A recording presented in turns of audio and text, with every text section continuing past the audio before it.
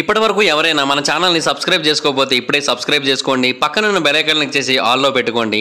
నేను పెట్టే latest videos అన్ని మిస్ అవ్వకుండా చూడొచ్చు. ఈ భూమి మీద ఎన్నో దేశాలు ఉన్నాయి. ఒక దేశానికి ఇంకో దేశానికి పడట్లేదు. ఎక్కడో అక్కడక్కడ కొన్ని ఫ్రెండ్షిప్తో కూడుకున్న దేశాలు ఉన్నాయి, కానీ మ్యాక్సిమం అన్నీ కూడా శత్రు దేశాలే ఉన్నాయి. దానివల్ల ఏదైనా ఒక దేశం ఏదైనా ఒక విషయాన్ని ప్రవేశపెట్టినట్టయితే దాన్ని maximum majority of the people accept చేయట్లేదు, దాన్ని నమ్మట్లేదు. బట్ ఇలాగ ప్రపంచం అంతా విడిపోయి ఉన్న సందర్భంలో కూడా మనుషులు ఏదైనా ఒక దాన్ని మ్యూచువల్గా నమ్ముతున్నారు అంటే అది కేవలం క్యాలెండర్ మాత్రమే. భూమి మీద ఉన్న ప్రతి ఒక్కరు కూడా ఒక క్యాలెండర్నే నమ్ముతూ ఉన్నారు. పాలిటిక్స్ గురించి పక్కన పెట్టి, రిలీజియన్ గురించి పక్కన పెట్టి క్యాలెండర్నే చాలా అంటే చాలా సీరియస్గా నమ్ముతూ ఉన్నారు. అండ్ అందరూ నమ్మేది ఏంటి, మనం ఇప్పుడు 21st సెంచరీలో ఉన్నాం, 2025లో ఉన్నామని కదా. బట్ ఒక జర్మన్ హిస్టోరియన్ చెబుతున్న మాట ఏంటో తెలుసా, ఇప్పుడు మనం ఉన్నది యాక్చువల్గా 1728వ సంవత్సరం అని చెబుతూ ఉన్నాడు. అండ్ మన క్యాలెండర్ ఏదైతే మన కళ్ళ ముందు కనబడుతుందో అది చాలా పెద్ద అబద్ధమని, మిడిల్ ఏజెస్ టైంలో కొంత సమయం అసలు జరగలేదని చెబుతూ ఉన్నాడు. ఇన్ఫ్యాక్ట్ అతను దీన్ని ప్రూవ్ చేస్తానని కూడా చెబుతున్నాడు. ఇంతకీ అదేంటో కొంచెం డీటెయిల్గా తెలుసుకుందాం. సో ఇంకెందుకు late, let's get into the video. 1991వ సంవత్సరంలో జర్మన్ హిస్టోరియన్ అయిన హెర్బర్ట్ ఇల్లిగ్ అనే ఒక వ్యక్తి కొంతమంది తన కొలీగ్స్తో కలిసి ఒక రాడికల్ ఐడియాని ప్రపోజ్ చేశాడు. అదేంటంటే మనం 21వ శతాబ్దంలో నివసించట్లేదు, మనం నివసిస్తుంది 18వ శతాబ్దంలో అని చెప్పాడు. దీన్ని అతను ఫ్యాంటమ్ టైమ్ హైపోథెసిస్ అని పిలిచాడు. అంటే సుమారుగా 1000 సంవత్సరాల క్రితం 1000 CE టైంలో అప్పటి చర్చ్కి అండ్ హోలీ రోమన్ ఎంపరర్కి మధ్య ఒక కాన్స్పిరసీ క్రియేట్ అయింది. సో అందుకని వాళ్ళు క్యాలెండర్లోని ఇయర్ని 614 నుంచి 911కు మార్చాలని నిర్ణయించుకున్నారు. అండ్ ఆ టైంలో ఏవైతే జరిగినట్టుగా మనకి ఇప్పుడు తెలుస్తూ ఉన్నాయో చరిత్రలో, అవన్నీ కూడా అప్పట్లో వాళ్ళు సృష్టించినవే తప్ప అసలు ఏమీ జరగలేదన్నమాట. సో 300 సంవత్సరాల కాలంలో అసలు ఏమీ జరగకపోయినప్పటికీ కూడా చాలా గొప్పగా జరిగినట్టుగా మనకి చూపించారు అనేది ఈ థియరీ చెబుతున్న మాట. ఇన్ఫ్యాక్ట్ మనం ఆ టైంలో ఎక్కువగా విన్న ఒక హిస్టారికల్ పర్సన్ అంటే చార్లె మ్యాగ్నే. ఈ చార్లె మ్యాగ్నే మిడిల్ ఏజెస్ టైంలో బాగా పాపులర్ పర్సన్. బట్ ఈ చార్లె మ్యాగ్నే అనే పర్సన్ అతను నిజంగా లేడని, ఇదంతా కూడా ఒక ఫ్యాబ్రికేటెడ్ స్టోరీ అని ఇల్లిగ్ చెబుతూ ఉంటాడు. చార్లె మ్యాగ్నేని కావాలని ఒక ప్రాపగాండాలో భాగంగా డిజైన్ చేశారు. ఎందుకంటే ఈ క్యాలెండర్ చేంజ్ గురించి ఎవరికి అనుమానం రాకుండా అని అయితే ఇల్లిగ్ చెప్తూ వచ్చాడు. బేసిక్ ఈ క్యాలెండర్ చేంజ్ ఎందుకు చేశారు అంటే ఆ ఎంపరర్కి ఆ పోప్కి వీళ్ళిద్దరికీ కూడా ఎక్కువ పవర్ రావడం కోసం అలా చేశారనేది అతని యొక్క థియరీ. అసలు ఈ ఫ్యాంటమ్ టైమ్ హైపోథెసిస్ అనే కాన్సెప్ట్ ఎలా పుట్టింది, అతనికి ఆలోచన ఎందుకు వచ్చింది అని అయితే మనం ఫస్ట్ కొంచెం డీటెయిల్డ్గా అర్థం చేసుకోవడానికి ట్రై చేద్దాం. బేసిక్గా ఇనీషియల్గా ఎలా ఉండేదంటే ప్రపంచం అంతా కూడా వేరు రకాల టైం జోన్స్ ఉండేవి. అంటే హ్యూమన్ హిస్టరీలో చాలా కల్చర్స్ ఉన్నాయి, వాళ్ళు రకరకాల క్యాలెండర్స్ని వాడుతూ ఉండేవారు. కొంతమంది సీజన్స్ బేసిస్ మీద వాడుతూ ఉంటే, కొంతమంది సూర్యుడి మీద ఆధారపడి క్యాలెండర్ డిజైన్ చేసుకున్నారు, కొంతమంది చంద్రుడి మీద ఆధారపడి క్యాలెండర్ డిసైడ్ చేసుకున్నారు, కొంతమంది జస్ట్ క్యాజువల్గా ఆర్బిటరీ క్యాలెండర్స్ని డిసైడ్ చేసుకున్నారు. హలో గైస్, మీరు ఇప్పుడు సంపాదిస్తున్న దానికంటే ఎక్స్ట్రా ఇన్కమ్ని సంపాదించాలనుకుంటున్నారా? అయితే మీకున్న బెస్ట్ ఆప్షన్ స్టాక్ మార్కెట్లో ఇన్వెస్ట్ చేయడం. స్టాక్ మార్కెట్లో రైట్ నాలెడ్జ్తో ఇన్వెస్ట్ చేసినట్టయితే చాలా పెద్ద మొత్తంలో డబ్బులు సంపాదించవచ్చు. అయితే స్టాక్ మార్కెట్లో ఇన్వెస్ట్ చేయాలంటే మీకు ఖచ్చితంగా ఒక డీమాట్ అకౌంట్ కావాలి. డీమాట్ అకౌంట్ ఇవ్వడానికి ఇండియాలో చాలా కంపెనీస్ ఉన్నప్పటికీ కూడా Upstox is the one of the best company. నేను కింద డిస్క్రిప్షన్లో ఇచ్చిన లింక్ మీద క్లిక్ చేసి కనుక మీరు అప్స్టాక్స్లో డీమాట్ అకౌంట్ ఓపెన్ చేసుకున్నట్టయితే మీరు ఫ్రీగా డీమాట్ అకౌంట్ ఓపెన్ చేసుకోవచ్చు. ఇప్పుడే ఆ లింక్ మీద క్లిక్ చేసి అప్స్టాక్స్లో ఫ్రీగా డీమాట్ అకౌంట్ ఓపెన్ చేసుకోండి. మీ యొక్క స్టాక్ మార్కెట్ ఇన్వెస్ట్మెంట్ జర్నీని స్టార్ట్ చేయండి. ఇందులో లాభాలు ఉంటాయి, నష్టాలు ఉంటాయి, గమనించగలరు. సో ఇవన్నీ చూసినప్పుడు రోమన్స్ భూమి మీద చాలా ప్రాంతాన్ని ఆక్యుపై చేసినప్పుడు వీళ్ళకి ఈ క్యాలెండర్స్ అన్నీ చాలా కన్ఫ్యూజన్ క్రియేట్ చేశాయి, చాలా కాంప్లికేటెడ్గా అనిపించాయి. అందుకని వాళ్ళు ఏం చేశారంటే 45th year before the common ఎరా టైంలో జూలియస్ సీజర్ అక్కడ లీడర్గా ఉన్న టైంలో ఒక స్టాండర్డ్ క్యాలెండర్ని ప్రపోజ్ చేశాడు మొత్తం అందరికీ కూడా. అదే ప్రపోజ్ చేయడం అంటే కమాండ్ చేశాడు, ప్రపోజల్ ఎందుకు చేస్తారు లేండి వాళ్ళు. అలా ఆ టైంలో పుట్టిందే జూలియన్ క్యాలెండర్. ఇది ఒక ట్రాపికల్ ఇయర్ బేసిస్ మీద ఉండే క్యాలెండర్. దీన్ని సోలార్ ఇయర్ క్యాలెండర్ అని కూడా పిలుస్తూ ఉంటారు. అంటే భూమి ఒకసారి సూర్యుడి చుట్టూ తిరగడానికి ఎంత టైం తీసుకుంటుంది అన్నదాన్ని బట్టే ఇక్కడ ఇయర్ని అయితే ప్రతిపాదించారండి. వాళ్ళు చెప్పింది ఏంటంటే ఒక ఇయర్కి 365.25 డేస్ ఉంటాయని చెప్పారు, అండ్ లీప్ ఇయర్స్ ఉంటాయని చెప్పారు. బట్ సోలార్ ఇయర్ అనేది వాళ్ళు అనుకున్న దానికంటే కొంచెం తక్కువగా ఉంది. అంటే మరీ ఎక్కువ తక్కువేం కాదు, వాళ్ళు అనుకున్నది 365.25 కదా, బట్ ఉన్నదేమో 365.24219 డేస్ అనమాట. సో వాళ్ళు అనుకున్న దానికంటే 11 నిమిషాలు డిఫరెన్స్ అయితే ఉంది సంవత్సరానికి. సో సంవత్సరానికి 11 నిమిషాలు అంత పెద్ద డిఫరెన్స్ లాగా మనకు అనిపించకపోవచ్చు. బట్ 128 సంవత్సరాలకు ఒకసారి క్యాలిక్యులేట్ చేసుకున్నట్టయితే జూలియన్ క్యాలెండర్ ఒక రోజును కోల్పోతుంది. అండ్ 1500 సంవత్సరాల తర్వాత ఈ కోల్పోవడం అనేది ఇంకా పెద్దగా ఉంటుంది. సో ఇదంతా కూడా ఆ చర్చ్ వాళ్ళకి నచ్చలేదు. అంటే వాళ్ళు ఏమనుకున్నారు, మార్చి 21న స్ప్రింగ్ ఈక్వినో ఉండాలి అనుకున్నారు. బట్ 1500 సంవత్సరాల టైంలో ఈ స్ప్రింగ్ ఈక్వినో అనేది మార్చి 11కు వచ్చేస్తోంది. ఇది అప్పటి పోప్ గ్రెగోరీకి బాగా ఇరిటేషన్ తీసుకొచ్చింది. పోప్ గ్రెగోరీకి ఇరిటేషన్ వచ్చిందంటే ఇంకా ఆబ్వియస్లీ వాళ్ళకి నచ్చినట్టు అన్ని మార్చేస్తారు కదా. సో అందుకని చర్చ్ ఏమని అనౌన్స్ చేసిందంటే, మేము ఇయర్ని మారుస్తున్నాము, ఇక నుంచి ఇయర్ ఒక సంవత్సరానికి 365 రోజులే ఉంటుంది. అండ్ ప్రతి 4 సంవత్సరాలకు ఒకసారి ఒక ఎక్స్ట్రా డే అయితే ఉంటుంది అని చెప్పారు. అండ్ అది కాకుండా ఇంకొన్ని రూల్స్ కూడా మార్చారు. అదేంటంటే, ఇప్పుడు 45 బిఫోర్ ద కామన్ ఎరా టైంలో జూలియన్ క్యాలెండర్ని కనిపెట్టినప్పటి నుంచి 1582 సంవత్సరంలో ఈ గ్రెగోరియన్ క్యాలెండర్ని యాక్సెప్ట్ చేయడానికి మధ్యలో సంవత్సరానికి 11 నిమిషాలు చెప్పిన చాలా రోజులు పోయాయి కదా. సో వాటన్నిటిని కూడా మళ్ళీ యాడ్ చేయాలని నిర్ణయించుకున్నారు. సో దానికోసం వాళ్ళు ఏం చేశారంటే 10 డేస్ని మన క్యాలెండర్లోకి యాడ్ చేశారు. సో ఆ టైంలో కనుక మీరు భూమి మీద ఉన్నట్టయితే మీరు అక్టోబర్ 4న రాత్రి మంచం మీద పడుకొని అక్టోబర్ 15 పొద్దున నిద్రలోంచి లేచేవారు అనమాట. ఎందుకంటే మధ్యలో 10 రోజులు వీళ్ళు పెంచేశారు కాబట్టి. అయితే 128 సంవత్సరాలకి ఒక రోజును కనుక కోల్పోతూ వచ్చినట్టయితే అప్పటి నుంచి ఇప్పటి వరకు క్యాల్కులేట్ చేసుకున్నట్టయితే 13 రోజులు మిస్సింగ్. కానీ పోప్ కేవలం 10 రోజులు మాత్రమే యాడ్ చేశాడు. అంటే కేవలం 1200 సంవత్సరాలకి మాత్రమే అతను యాడ్ చేశాడు. సో మొత్తంగా అయింది 1500 సంవత్సరాలు. సో ఆ 300 సంవత్సరాలు అసలు జరగలేదు కాబట్టి దీన్ని యాడ్ చేయలేదు అనేది వీళ్ళ యొక్క థియరీ అనమాట. ఒకవేళ ఆ 300 సంవత్సరాలు కూడా జరిగి ఉంటే 13 రోజులు యాడ్ చేయాల్సి ఉంటుంది. అలా కాకుండా 10 రోజులే యాడ్ చేశారు. అండ్ ఆ ఈక్వినాక్స్ కూడా పర్ఫెక్ట్గా సెట్ అయిపోయింది. బేసిక్గా మిస్ అయిన గ్యాప్ 13 రోజులు. కానీ 10 రోజులు యాడ్ చేస్తే ఈక్వినాక్స్ సెట్ అవ్వకూడదు కదా ఆ ప్రకారం. ఎందుకంటే అంతకుముందు అసలు 300 సంవత్సరాలు జరగనే లేదు.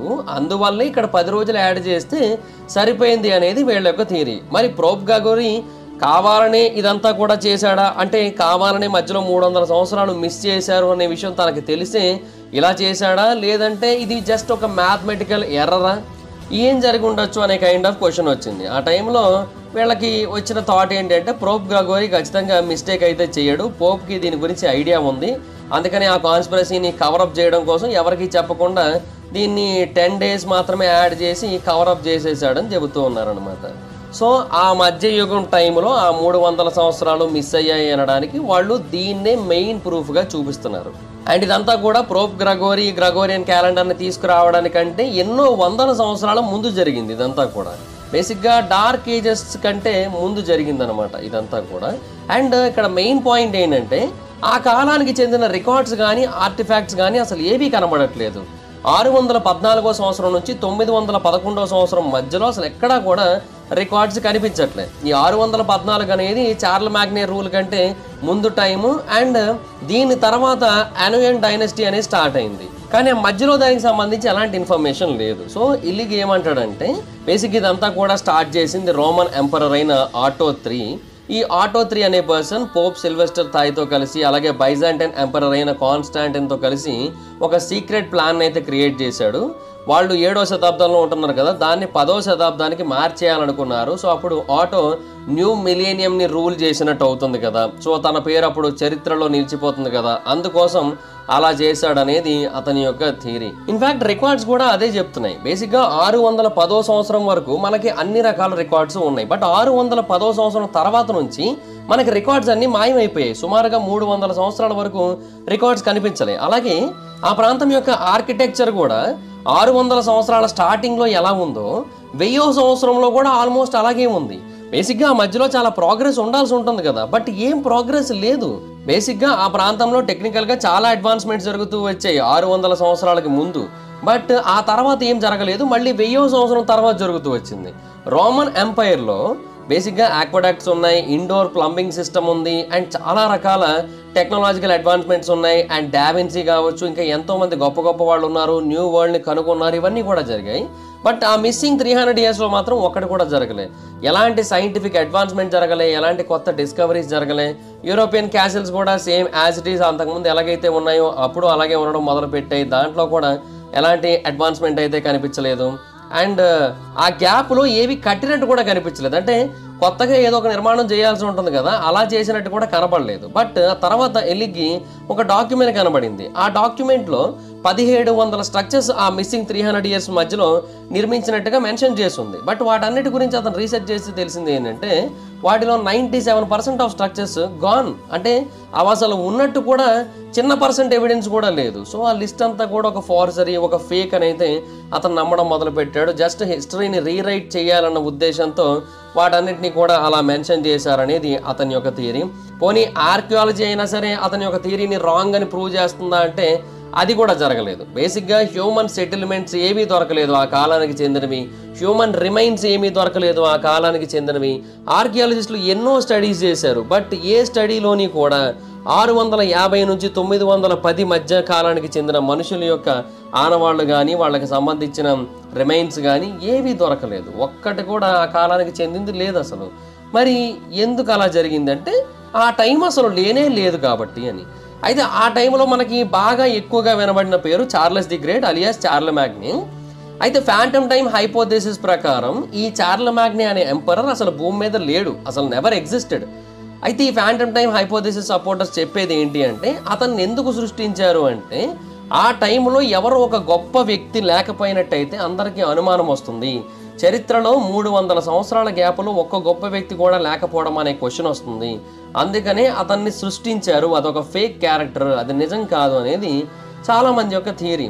ఇన్ఫ్యాక్ట్ చార్లెమాగ్నీ యొక్క హిస్టరీతో కూడా చాలా ప్రాబ్లమ్స్ ఉన్నాయి. ఎందుకంటే అతను చాలా సాధించేసినట్టుగా రికార్డ్స్ ఉన్నాయి, చాలా గొప్పవాడిగా రికార్డ్స్ ఉన్నాయి. బట్ ఒక మనిషి అన్ని సాధించడం అనేది ఇంపాసిబుల్ అనేది చాలామంది మాట. చార్లెమాగ్నీ ఒక ఆస్ట్రోనామర్, ఒక అగ్రికల్చరలిస్ట్, అంతేకాదు ఒక ఆర్కిటెక్ట్, అంతేకాదు అతను 46 సంవత్సరాలు బతికాడు కదా, అందులో 40 ఏళ్ళు అతను యుద్ధాలే చేస్తూ ఉన్నాడు. అండ్ మిగతా టైంలో ఎక్కడ అతనికి టైం దొరికింది ఒక కొత్త జ్యూరీ సిస్టమ్ క్రియేట్ చేసి 100కి పైగా కొత్త చట్టాలు తీసుకొని వచ్చి ఎడ్యుకేషన్ సిస్టమ్ని మార్చేసి స్క్రిప్చర్ని మార్చేసి ప్రతిదీ ఎలా చేశాడు అతను, ప్రజలను అంత బాగా ఎలా చూసుకున్నాడు ఆ మిగిలిన గ్యాప్లో. 4-5 జీవితాలు పడుతుందనేది కొంతమంది యొక్క నమ్మకం ఇంత చేయాలంటే. కానీ చార్లెమాగ్నీ మాత్రం జస్ట్ 46 yearsలోనే ఇవన్నీ కూడా చేశాడనమాట. సో అందుకనే చాలామంది ఇది ఫేక్ అని నమ్ముతూ ఉంటారు. అండ్ ఈ ఫ్యాంటమ్ టైం హైపోథెసిస్ సపోర్టర్స్ చెప్పేది ఏంటంటే ఇదంతా కూడా కావాలని సృష్టించారు, ఎందుకంటే మనకి డౌట్ రాకుండా ఉండేందుకు ఆటో 3 దీన్ని క్రియేట్ చేశాడని చెబుతూ ఉంటారు. సో ఒక జ్యూసీ రెజ్యూమ్ని అయితే క్రియేట్ చేశారనమాట చార్లెమాగ్నీ పేరు పెట్టి, అంతే, అంతకుమించి ఇంకేమీ లేదనేది వాళ్ళ యొక్క థియరీ. అండ్ ఆ టైంలో ఏవైతే యుద్ధాలు జరిగాయని చెప్పారో అవి కూడా నిజం కాదు అని చెబుతూ ఉంటారు. అండ్ ఆ టైంలో ఏమీ మార్పులు జరగలేదు, ఆ టైంకి సంబంధించిన ఆర్కియలాజికల్ డిస్కవరీస్ ఏమీ జరగలేదు. అయితే వాళ్ళ దగ్గర చరిత్రను మారిస్తే సరిపోదు కదా, మొత్తం అన్ని చోట్ల చరిత్రను మార్చాల్సి ఉంటుంది, ఎస్పెషల్లీ మిడిల్ ఈస్ట్ అండ్ ఏషియాలో కూడా మార్చాల్సి ఉంటుంది. సో దానికోసం వాళ్ళ యొక్క సహాయం కూడా తీసుకున్నాడని చెబుతూ ఉంటారు ఈ ఆటో 3. ఇన్ఫ్యాక్ట్ ఎన్నో ఇస్లామిక్ రికార్డ్స్లో కూడా చాలా రకాల ఫేక్ ఈవెంట్స్ని యాడ్ చేశారు, అవన్నీ కూడా ఆ మధ్యకాలంలో జరిగినట్టు చెప్పారు, బట్ అవి నిజంగా జరగలేదంటారు. ఈవెన్ క్రిస్టియన్స్, జూస్, బైజాంటైన్స్ కూడా వీటన్నిటిని యాడ్ చేశారు. అండ్ వాళ్ళు కూడా కొత్త క్యాలెండర్స్ని ఇంట్రడ్యూస్ చేశారు 10th centuryకి వెళ్ళిపోయేలాగా అని అయితే చెబుతూ ఉంటారు. అంటే ఇవన్నీ కూడా ఇంకా ఆ రోమన్ ఎంపరర్ యొక్క గ్లోరీ కోసం చేశారని చెబుతూ ఉంటారు. అయితే ఈ ఫ్యాంటమ్ టైం హైపోథెసిస్ అనేది కంప్లీట్గా నిజమా అబద్ధమా అంటే అది ఇప్పటికీ ఒక కాన్స్పిరసీగానే మిగిలింది. చార్లెమాగ్నీ అసలు ఉన్నాడా లేడా అంటే ఉన్నారనే మెజారిటీ పీపుల్ నమ్ముతూ ఉంటారు. ఇన్ఫ్యాక్ట్ అతని యొక్క రెజ్యూమ్ ఎగ్జాగరేట్ చేయబడిందని అందరూ నమ్ముతున్నప్పటికీ కూడా అతను కంప్లీట్గా లేడంటే మాత్రం నమ్మట్లేదు. అయితే అతను 2 విషయాలకి బాగా పాపులర్. ఒకటి యుద్ధాలు గెలవడానికి, రెండోది ఎక్కువ మంది పిల్లల్ని కనడానికి. బేసిక్గా చాలా ఎక్కువగా కన్నాడు. And science, arts, law rules వీటన్నిటి విషయంలో కొంచెం ఎక్కువగా కాన్సన్ట్రేట్ చేసేవాడు. అది కూడా చాలామంది చాలా బలంగా నమ్ముతున్న విషయమే. బట్ అవన్నీ కూడా అతని చుట్టూ ఉన్న వాళ్ళు ఎవరైతే గొప్ప గొప్ప వాళ్ళు ఉన్నారో వాళ్ళ కారణంగా జరిగింది అదంతా కూడా. అదే తప్ప ఎగ్జాక్ట్గా అతనే చేశాడు ఇదంతా అని చెప్పలేము, అతను అంత గొప్ప టాలెంటెడ్ అని కూడా చెప్పలేము ఒకవేళ అతను నిజమైనట్టయితే. అయితే మరి ఈ ఫ్యాంటమ్ టైం హైపోథెసిస్ నిజమా అబద్ధమా అంటే మ్యాక్సిమం అబద్ధమే అని చాలామంది చెప్తారు. ఎందుకంటే హెయిలీ కామెట్ అని ఒకటి ఉంటుంది. ఈ హెయిలీ కామెట్ అనేది ప్రతి 75 సంవత్సరాలకి 76 సంవత్సరాలకు ఒకసారి భూమి మీద నుంచి కనబడుతూ ఉంటుంది. చరిత్ర మొత్తాన్ని చూసుకున్నట్టయితే దానికి సంబంధించిన రికార్డ్స్ ప్రతి 75 సంవత్సరాలకు ఒకసారి ఉన్నాయి. 475 బిఫోర్ ద కామన్ ఎరా టైం నుంచి మనకి అవన్నీ కూడా ఉన్నాయి అన్నమాట. అయితే యూరోపియన్ హిస్టరీలో దీనికి సంబంధించిన రికార్డ్స్ లేకపోయినప్పటికీ చైనీస్ హిస్టరీలో దీనికి సంబంధించిన రికార్డ్స్ అయితే చాలా క్లియర్గా ఉన్నాయి. సో ఒకసారి కాదు, 2 సార్లు కాదు, ఆ 75 ఏళ్లకు ఒకసారి చెప్పిన మధ్యలో చాలాసార్లు వచ్చినట్టుగా మెన్షన్ చేయబడి ఉంది. అండ్ అంతేకాదు రోమన్ ఎంపైర్ పడిపోయిన తర్వాత ఏవైతే యుద్ధాలు జరిగాయో వాటన్నిటి గురించి మెన్షన్ చేసి ఉంది. అండ్ ఆ 614 నుంచి 911 మధ్యలో జరిగిన కొన్ని ఇంపార్టెంట్ ఇన్సిడెంట్స్ గురించి కూడా చైనీస్ హిస్టరీలో మెన్షన్ చేయబడి ఉంది. అండ్ అప్పటి కాలం నాటి పోవర్టీ గురించి కూడా చాలా క్లియర్గా మెన్షన్ చేసింది చైనీస్ హిస్టరీలో. సో డెఫినెట్గా ఆ కాలం మిస్ అయిందా లేదా అంటే మిస్ అవ్వలేదు, అది జరిగింది ఆ కాలం అంతా కూడా. మరి పోప్ గ్రెగోరీ కేవలం 10 రోజులు మాత్రమే ఎందుకు మార్చాడు క్యాలెండర్లో, 13 రోజులు ఎందుకు మార్చలేదు?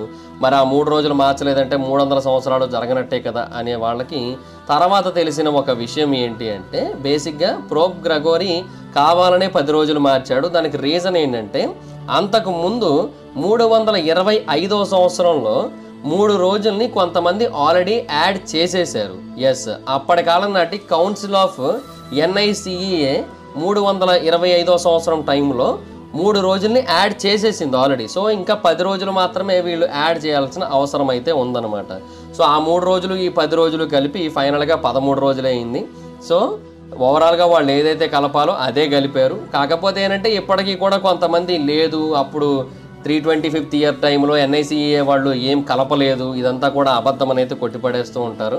సో అందుకని ఇప్పటికీ కూడా ఈ ఫ్యాంటమ్ టైం హైపోథెసిస్ని కొంతమంది నమ్ముతూ ఉంటారు. But majority of the people అయితే నమ్మరు. అంటే ఆ కాలం జరగలేదు, ఆ 300 సంవత్సరాలు మిస్సింగ్ అని అయితే కొద్దిమందే నమ్ముతున్నారు. మిస్ అవ్వలేదు, ఆ కాలం అంతా జరిగిందని మెజారిటీ ఆఫ్ ద పీపుల్ అయితే నమ్ముతున్నారు.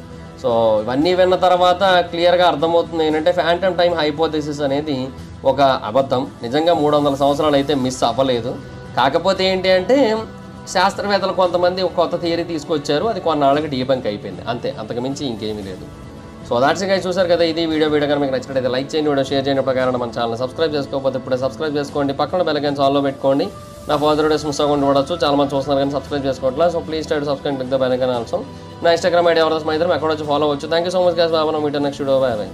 హలో గైస్, మీరు ఇప్పుడు సంపాదిస్తున్న దానికంటే ఎక్స్ట్రా ఇన్కమ్ని సంపాదించాలనుకుంటున్నారా? అయితే మీకున్న బెస్ట్ ఆప్షన్ స్టాక్ మార్కెట్లో ఇన్వెస్ట్ చేయడం. స్టాక్ మార్కెట్లో రైట్ నాలెడ్జ్తో ఇన్వెస్ట్ చేసినట్టయితే చాలా పెద్ద మొత్తంలో డబ్బులు సంపాదించవచ్చు. అయితే స్టాక్ మార్కెట్లో ఇన్వెస్ట్ చేయాలంటే మీకు ఖచ్చితంగా ఒక డీమాట్ అకౌంట్ కావాలి. డీమాట్ అకౌంట్ ఇవ్వడానికి ఇండియాలో చాలా కంపెనీస్ ఉన్నప్పటికీ కూడా Upstox is the one of the best company. నేను కింద డిస్క్రిప్షన్లో ఇచ్చిన లింక్ మీద క్లిక్ చేసి కనుక మీరు అప్స్టాక్స్లో డీమాట్ అకౌంట్ ఓపెన్ చేసుకున్నట్టయితే మీరు ఫ్రీగా డీమాట్ అకౌంట్ ఓపెన్ చేసుకోవచ్చు. ఇప్పుడే ఆ లింక్ మీద క్లిక్ చేసి అప్స్టాక్స్లో ఫ్రీగా డీమాట్ అకౌంట్ ఓపెన్ చేసుకోండి. మీ యొక్క స్టాక్ మార్కెట్ ఇన్వెస్ట్మెంట్ జర్నీని స్టార్ట్ చేయండి. ఇందులో లాభాలు ఉంటాయి, నష్టాలు ఉంటాయి, గమనించగలరు.